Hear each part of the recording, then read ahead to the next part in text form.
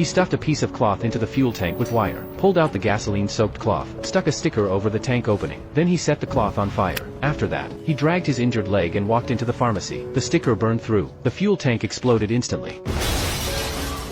Everyone's attention was drawn to the blast. He calmly walked to the shelves, and began selecting the medicine he needed. Back at the hotel, he spread a piece of plastic on the floor, gritting his teeth against the severe pain. He treated the gunshot wound on his leg. He was a ruthless killer who always kept his word. What had left him in such a mess was simply that his target had found a suitcase in the wilderness. It contained $2 million.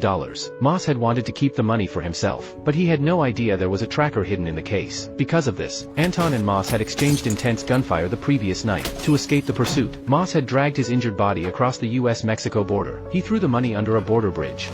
By then, Anton had already tracked him to the nearby hotel. He called Moss. You need to talk to me. I don't need to talk to you. I think you do. Anton used Moss's wife as a bargaining chip, but Moss, a former soldier, was determined to stand up to him.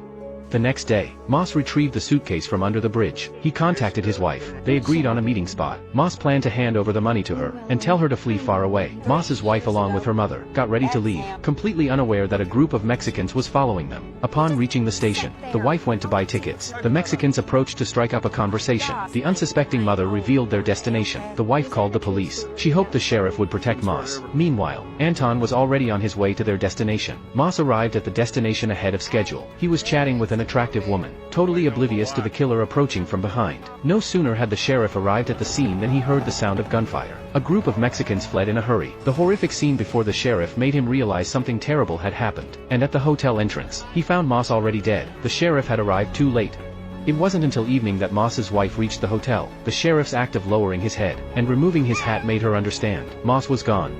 Even though the killer had already gotten the money, he still tracked down Moss's wife, simply because he had warned Moss that he was a killer who always kept his word.